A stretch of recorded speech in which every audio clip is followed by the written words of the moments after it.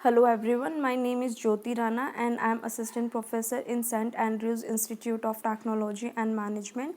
In my previous lectures, I told you about the induction motor, single phase induction motor and three phase induction motor.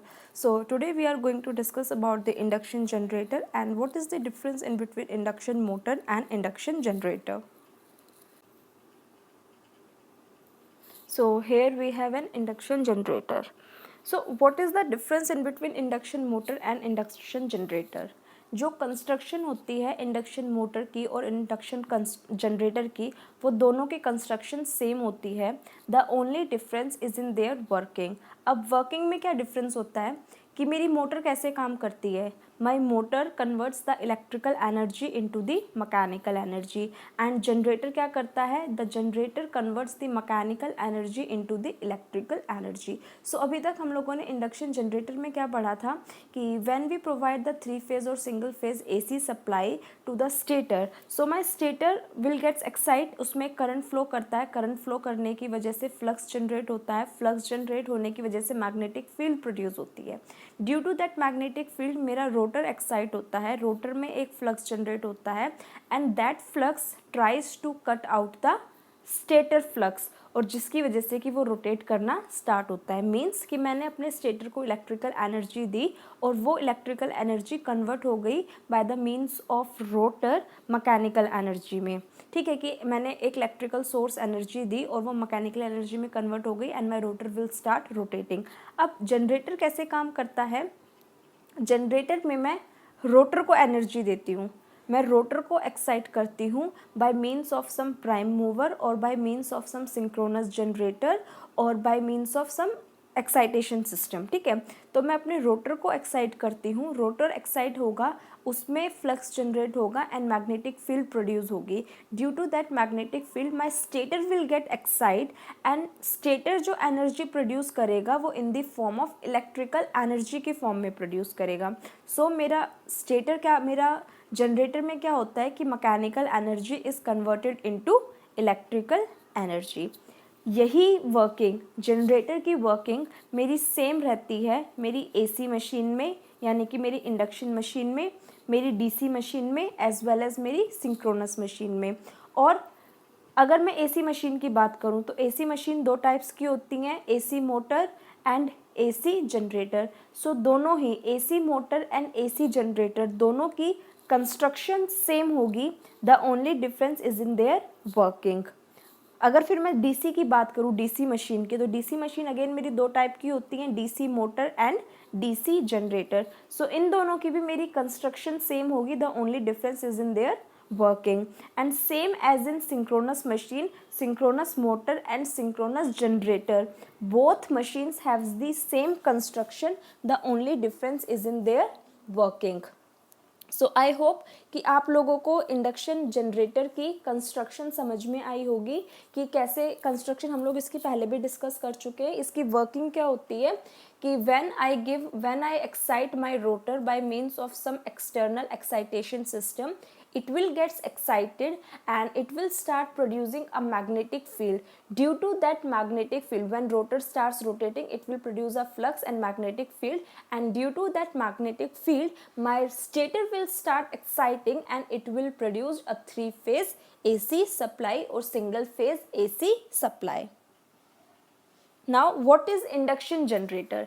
Induction machines sometimes worked as an generator. These are known as induction generator और asynchronous generator. अब induction machine किस condition में induction generator की तरह काम करती है. हम लोगों ने इंडक्शन मोटर्स में, थ्री फेस इंडक्शन मोटर में एक टर्म पढ़ी थी जिसका नाम था स्लिप. स्लिप क्या थी? Slip is the difference between the synchronous speed and the rotor speed. S is equals to NS minus NR, where NS क्या थी? मेरी सिंक्रोनस स्पीड थी और NR क्या थी? रोटर स्पीड थी. और इंडक्शन मोटर में हम लोगों ने पढ़ा था कि जो मेरी रोटर स्पीड होती है is always less than synchronous speed. जो मेरी रोटर की स्पीड होती है वो हमेशा मेरी सिंक्रोनस स्पीड से कम होती है और मेरी स्लिप क्या होती है? ऑलवेज पॉजिटिव होती है. So when NS is greater than NR and slip is positive, so my machine will work as an induction motor. But अगर यही कंडीशन रिवर्स हो जाती है, reverse means when my NR is greater than NS and slip becomes negative, so my machine will work as an induction generator. When NS means synchronous speed कम होती है rotor speed से या फिर rotor speed ज़्यादा होती है synchronous speed से, तो उस कंडीशन में मेरी स्लिप की वैल्यू नेगेटिव आएगी, बिकॉज स्लिप का फॉर्मूला क्या होता है NS माइनस NR. अगर NR की वैल्यू ज़्यादा होगी तो स्लिप नेगेटिव आएगी. स्लिप नेगेटिव आएगी, so my machine will work as an induction generator. Second thing इसमें क्या होती है, the prime mover torque becomes opposite to electric torque. Okay, these are known as the induction generator or asynchronous generator. So under the what condition will an induction machine will behave as an induction generator? Slip becomes negative due to the rotor current and rotor EMF attains negative value, and the prime mover torque becomes opposite to electric torque. Suppose that an induction machine is coupled with the prime mover whose speed can be controlled. If the speed of the prime mover is increased such that the slip becomes negative, due to this, all the conditions that we mentioned above will have become fulfilled and the machine will behave like an induction generator. Now, if the speed of the prime mover is further increased such that it exceeds the negative maximum value of the torque produced, then the generating efficiency of the generator vanishes. Clearly, the speed of the induction generator during the whole operation is not synchronous. Therefore, the induction generator is also called an asynchronous generator. यहाँ पे एक नई term introduce हुई है, that is asynchronous generator. Asynchronous generator क्या होता है and what is the difference in between asynchronous and synchronous generator? Synchronous generators में क्या होता है कि जब हम अपने रोटर को एक्साइट करते हैं या रोटर को रन कराते हैं by some external prime mover और सम एक्सटर्नल एनर्जी, तो उसको हमें कांस्टेंट स्पीड पे ही रन कराते हैं. जबकि इंडक्शन मोटर्स या फिर इंडक्शन का मतलब क्या था कि मेरी स्पीड कांस्टेंट नहीं होती है, ठीक है, मेरी स्पीड को हम इंक्रीज या डिक्रीज कर सकते हैं. सो सिंक्रोनस जनरेटर में भी सेम होता है कि जब मैं अपने रोटर को by means of some external prime mover या फिर by means of some synchronous generator की हेल्प से उसको रन कराती हूँ, तो जो मेरा रोटर है इंडक्शन जनरेटर के केस में वो एक सिंक्रोनस स्पीड पे रन नहीं करता है. मैं उसकी स्पीड को ग्रेजुअली इंक्रीज करती हूँ, जिसकी वजह से कि मेरी रोटर की स्पीड मेरी सिंक्रोनस स्पीड से ज़्यादा हो जाती है. और उस कंडीशन में जब मेरी सिंक्रोनस रोटर की स्पीड सिंक्रोनस स्पीड से ज़्यादा हो जाती है, so my machine will start working as an induction generator. But अगर मैं उसकी स्पीड को ग्रेजुअली इंक्रीज करती जा रही हूँ, मतलब रोटर की स्पीड को मैं इंक्रीज करती जा रही हूँ और वो मैक्सिमम वैल्यू को एक्सीड कर जाता है, सो उस कंडीशन में जो मेरी मोटर की इफ़िशेंसी होती है, मेरी मशीन की इफ़िशेंसी होती है, वो वैनिश हो जाती है. ठीक है, और इसी वजह से कि जो मेरी स्पीड है वो कांस्टेंट नहीं है, वो स्पीड इंक्रीज हो रही है रोटर की. ठीक है, इसी वजह से मैं अपने इंडक्शन जनरेटर को एसिंक्रोनस जनरेटर के नाम से भी बुलाती हूँ. So my induction generator is also known as asynchronous generator because the speed of its rotor is not constant and it is increasing gradually, and if that increasing speed exceeds its maximum value, then the efficiency of my generator vanishes. तो मेरी efficiency machine की decrease हो जाती है. ठीक है, और induction generator induction machine किस कंडीशन में इंडक्शन जनरेटर की तरह काम करती है? जब मेरी स्लिप नेगेटिव हो जाती है. और स्लिप नेगेटिव कब होती है? जब रोटर की स्पीड ज़्यादा होती है सिंक्रोनस स्पीड से. When NR is greater than NS, so my machine will behave as an induction generator because my slips become negative in that case. Second point, my induction generator is also known as asynchronous generator because its running speed is not constant. Third point, when we exceed the maximum speed of the rotor, so the efficiency of the generator will vanishes. ठीक है, सो इसमें 3 important points थे. I hope आप लोगों को ये समझ में आए होंगे. An induction generator is not self-excited machine. Therefore, in order to develop the rotating magnetic field, it requires magnetizing current and the reactive power. The induction generator obtains its magnetizing current and the reactive power from the various sources like the supply mains, or it may be another synchronous generator. An induction generator can't work in isolation because it continuously requires reactive power from the supply system. However, we can have a self-excited or isolated induction generation if we use a capacitor bank or reactive power supply instead of an AC supply system. Self excited induction generator या फिर isolated induction generator क्या होता है? Self excited का मतलब होता है कि मुझे कोई एक्सटर्नल प्राइम मूवर यूज़ ना करना पड़े और जो मैं उसमें सप्लाई दे रही हूँ उसकी हेल्प से मेरी मोटर मेरा जनरेटर रन करने लगे. बट इंडक्शन जनरेटर्स जो मेरे होते हैं वो सेल्फ एक्साइटेड नहीं होते हैं. अगर मैं सिर्फ एसी सप्लाई दे के सिर्फ इलेक्ट्रिकल एनर्जी की हेल्प से अपने रोटर को रन कराने की कोशिश करूँगी तो मेरी जो मशीन है, जो मेरा जनरेटर है, it is not known as self excited. उसको सेल्फ एक्साइटेड बनाने के लिए I have to use capacitor bank in my machine, okay, so that it will become self-excited or isolated induction generator. This type of generator is also known as self-excited generator. It uses a capacitor bank which is connected across a stator terminal.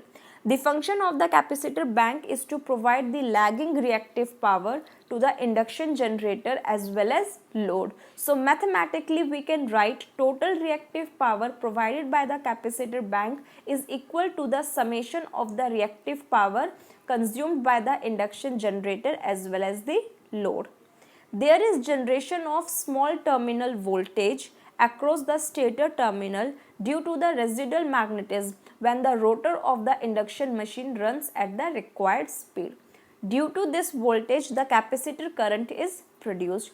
The current sends current which generates the voltage. I hope आप लोगों को ये चीज़ समझ में आई होगी कि isolated induction generator क्या होता है और इसको मैं कैसे सेल्फ एक्साइट बनाती हूँ. आइसोलेटेड इंडक्शन जनरेटर को मैं सेल्फ एक्साइट इंडक्शन जनरेटर भी बोलती हूँ और जो इनिशियल कंडीशन होती है मेरे इंडक्शन जनरेटर की वो सेल्फ एक्साइटेड नहीं होती है. अगर मैं उसमें सिर्फ मेन एसी सप्लाई दूंगी उसको रोटर को रन कराने के लिए तो जो मेरी इंडक्शन मोटर है वो सेल्फ एक्साइट नहीं होगी. उसको सेल्फ एक्साइट बनाने के लिए I have to use capacitor bank. ठीक है. Application of induction generator. Externally excited generators are widely used for regenerative braking of hoists driven by the three-phase induction motors. Self-excited generators are used in windmills. Thus, this type of generator help in converting the unconventional source of energy into electrical energy. What are the disadvantages of externally excited generators? The efficiency of the externally excited generator is not so good. We cannot use externally excited generators at lagging power factor, which major drawback. The amount of the reactive power used to run these type of generators required is quite large. It cannot generate reactive volt amperes. It requires reactive volt amperes from the supply line to furnish its excitation. What are the advantages of induction generator? It has robust construction requiring less maintenance, relatively cheaper, small size per kilowatt output power. It runs in parallel without hunting. No synchronization to the supply line is required like a synchronous generator. Now we have a difference in between the different types of generators. तो मैं आपको एक एक point मतलब एक एक generator लेके बताती हूँ कि वो किस तरीके से काम करता है. सबसे पहले I have DC generator. So DC generator का एडवांटेज क्या होता है कि no frequency control is needed, output is DC. इसमें कोई भी मुझे फ्रीक्वेंसी कंट्रोल ज़रूरत नहीं होता है, आउटपुट इसकी डीसी की फॉर्म में ही होती है. डिसएडवांटेज क्या है इसका कि brushes and commutator wear out periodically. Brushes and commutator की मुझे मेंटेनेंस पीरियोडिकली ज़रूरत पड़ती है. फ्रीक्वेंसी कंट्रोल, इसमें मुझे किसी भी फ्रीक्वेंसी कंट्रोल की ज़रूरत नहीं पड़ती है. Speed of rotor is variable in DC generator. Brushes and slip rings are not required in DC generator. Brushes and commutators are required in DC generator and इसमें मुझे किसी भी एक्सटर्नल वोल्टेज या एक्साइटर की ज़रूरत नहीं पड़ती है अपनी मशीन को एक्साइट कराने के लिए. Then we have AC induction generator और एसिंक्रोनस जनरेटर. सो इसमें क्या होता है, इसका एडवांटेज क्या है कि सिंपल डिज़ाइन है, फ्यू पार्ट्स है और इनएक्सपेंसिव है. डिसएडवांटेज क्या है कि फ्रीक्वेंसी इसकी कंट्रोल नहीं कर सकते हैं. फ्रीक्वेंसी कंट्रोल नहीं कर सकते हैं. Again speed of rotor variable होती है. Brushes and slip no required. Brushes and commutator no required. External voltage source no required. Then we have doubly fed induction generator. इसका एडवांटेज क्या है, provides controlled frequency of the output voltage. Disadvantage needs voltage from the grid to excite the field. Frequency control controlled by providing a fixed frequency to field. Speed of rotor variable होती है. Brushes and slip rings required होते हैं. Brushes and commutator are not required. External voltage और exciter no required. Then we have synchronous generator with exciter. Advantage provides controlled frequency of the output voltage. Disadvantage needs exciter voltage and brushes and slip rings. Frequency controlled is required. Speed of rotor is constant. Brushes and slip rings are required unless permanent magnets used for field. Brushes and commutator are not required and external voltage or exciter are needed in synchronous generators. Then we have synchronous generator with permanent magnet rotor. So इसका advantage क्या है, provides controlled frequency but does not need exciter, slip rings और brushes. Disadvantage क्या है, difficult to disassemble because of the permanent magnet. Frequency can be controlled when synchronised. इसकी speed constant होती है. Brushes and slips are not required. Brushes and commutators again are not required. An external source of energy to excite is also not required in synchronous generator with permanent magnet rotors. Last we have permanent magnet generator. Permanent magnet generator का advantage क्या है, simple design, few parts, does not require DC voltage for excitation. Disadvantage क्या है, frequency cannot be controlled. Frequency इसकी control नहीं हो सकती है. Speed of rotor is constant. Brushes and slip rings not required. Brushes and commutator is also not required in permanent magnet and the external prime mover or voltage source is also not required in permanent magnet.